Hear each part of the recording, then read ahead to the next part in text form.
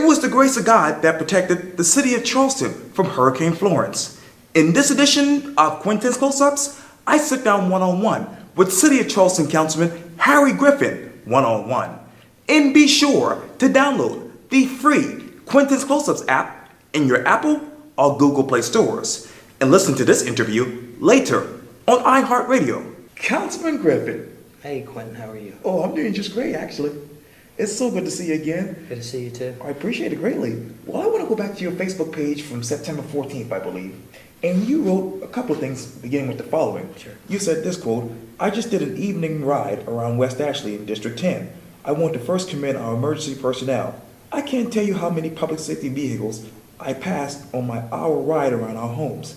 They are keeping us safe and are absolutely ready for anything that comes our way." And obviously, you were talking at the time about Florence. Yes, sir. And it has passed us, thank God. And a lot of people are thanking God that it passed us and didn't even touch us at all. Where are you emotionally? Well, I'm thanking God. I really am. I got on my knees and I prayed a lot over the last few days. I first want to think about and say that I'm with the families of those who've lost lives in this storm. I know we've had double-digit deaths during the storm. It's been a deadly, deadly storm. And as the tragedy started coming in, it absolutely broke my heart. I think about Charleston, and if one Charlestonian would have passed, it just would have devastated our entire community. One thing that we talked about in our evening city council emergency meetings is that we will send emergency personnel in some capacity up to help the communities in North Carolina, which is important because of so many emergency personnel that have helped us in times of need. I think we were very well prepared in terms of what we could do immediately leading up to the storm, but you can never do enough. At one time it was a Category 4 hurricane, Right. and at one time there were graphics that showed it coming at us. I don't think there's ever going to be a way to prepare for a Category 4. I wasn't alive, but a lot of people remember what happened with Hugo. But we have to take this as a blessing that it didn't hit us, but definitely a call for action that we need to continue to work to make Charleston better, especially with the lack of infrastructure that we have. We just can't waste any time. It's still peak hurricane season for at least another month. And let me go with that, because you also said this too, quote, "Tonight has been relatively quiet. However, we have seen some strong winds. That may cause issues because of the limited infrastructure we have. Highway 61 especially will be important to watch. Please proceed with caution as you maneuver around town. I already saw some of our street signs will be impacted by the storm." And let me ask you this. What should people be talking about when you think of infrastructure in Highway 61?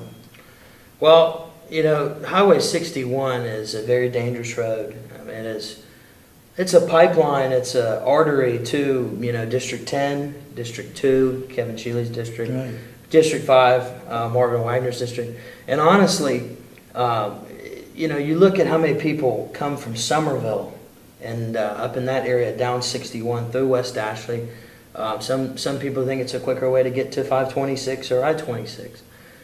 So it's still a major artery for our people. We have so many people packed in a small area in terms of land size, and there's really not much we can do. We have to work hard with the DOT to get anything done on 61. I would like to see maybe another stoplight or two, because it's at high speeds it's so dangerous. It doesn't take a hurricane to knock a tree down on Highway 61 either. It can happen at any time. But the reason I said that is because with high winds, with it being dark, when the storm started coming in Friday, it was evening time. There's a chance that a tree could fall at any time. Now, what do I want to see done in that area? Glen McConnell Extension. We have to have it, especially as we wrap up this moratorium that's been going on in Church Creek and the floodplain for almost 2 years now. The second we start building again, people are going to say, well, where's the infrastructure to support it? And we don't have it right now, but we can get it. And that is going to take a joint approach between multiple municipalities, intergovernmental relations, And we're going to have to work with our neighbors to get another vital artery to that area because West Ashley grows every day. City of Charleston grows every day with 40 people coming to the area on a daily basis. So what are we going to do? You know, we can only maintain what we have. The county's going to widen Glen McConnell, which is going to be important. The people that live along Glen McConnell aren't going to like it, but the number of people that travel on that road, that could be a very valuable addition. We'll see with these traffic studies and that go on for the next 3 years. It takes that long to get a widening like that. But the Glen McConnell extension, we've got to put it back on the table. We have to start talking about it again. It's a big deal, and it could save our area. It just has to be done right. We can't fill in wetlands to do it. We have to figure out a safe way for the environment and not put more homes at risk. I mean, whether it's true or not, a lot of people are upset about the widening of Beach Ferry still, and that it may have caused flooding in some of the neighborhoods along Beach Ferry Road. So it's a crucial project, and it's not an easy one. But we have got to get some infrastructure over in that area. We're going to fix the flood infrastructure, the flooding mitigation, the infrastructure along Church Creek. Slowly but surely, we've already approved one project. We've got another one that's going to be coming up. Those projects are going to begin. But the actual roads, they're not in great shape. And I think anybody that travels along them can tell you we deserve some improvements. And another big deal for you is Church Creek. Where should this discussion go next? Well, you know, if it's up to me, I'm going to be greedy. I think Church Creek should be the #1 priority.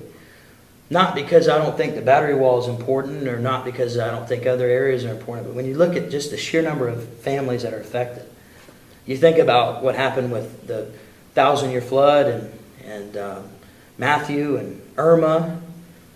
You know, you lost homes. It was no joke. How many homes are actually on the battery, South Battery? A lot less homes that are in Shadow Moss, Hickory Hill, Hickory Farms, Providence Commons, Springfield. I mean, the list goes on and on and on. You have so many people over there, hardworking West Ashley residents that pay taxes and deserve improvements. You know, I mean, these are families that have been here for a long time. My family, I mean, we're relatively new. We've only been in Shadow Moss for 20 years. You know, I've got neighbors and people that in the community that have been there since day one. And it's just time for improvements. You know, we're starting the first project, which is fixing Hickory Farms. And then we're going to work on some other projects. But ultimately, the goal is you've got that big pump station. And we keep talking about it. The price tag originally was $27 million. You know, with all these smaller projects coming together and the FEMA buyouts tearing down some homes that were in low-lying areas, maybe we won't need an expensive pump station like we thought. But all of these projects have to stay on the front burner. We have to continue to talk about them. We can't let it die because as soon as we stop talking about it, that money is going to go somewhere else. So you can promise you'll hear it from me. I know you'll hear it from Kevin Shealy. I know you'll hear it from Marvin Wagner. I know you'll hear it from Keith Waring and Bill Moody, and anybody who represents West Ashley understands just the dire need of Church Creek. And then we've got other projects in West Ashley that need help too. And I'm all about working with the other council members to get some money to fix, you know, areas like South Windermere that has some serious flooding problems. We all have to work together. But we made Church Creek a priority. You know, in the Mayor's State of the Union, flooding was the #1 priority. So we have to continue to make the Church Creek Basin fixtures the #1 priority. And you talk about mayor, and you talk about the mayor, and you talk about money. Let me talk to you about some developing news. And I just got this press release from the City of Charleston. Area mayors and the Coastal Community Foundation announced Low Country Mayor's Disaster Relief Fund. Can you tell me more about that? I don't know too much about that. I just got that press release too, but I know that everybody involved are really good, hardworking people. I love to see municipalities working together. I think it's very, very important. I mean, you've got Isle of Palms, right. You've got Folly Beach, right. You've got North Charleston, right. Mount Pleasant, right. the City of Charleston. Right. These mayors come together, and then you have I can't think. I think his name's Darren. Oh yeah, Doss from Darren. Coastal Community Foundation. Great guy. Right. Really respectful guy who wants to help our community. I think that's a great opportunity. I don't know what the pathway of that is or what the final result is going to be, but I want to hear what those guys have to say. And if they're all gonna work together and it's gonna make our community better, then you can bet I'll be behind it. And I know they're gonna have an announcement tomorrow at North Charleston City Hall at 10 a.m., Tuesday, September 18th. I'm looking forward to that then. There you go. Well, Councilman Harry Griffin, thank you so much for your time. I really, really appreciate this. Thank you, sir. You're welcome.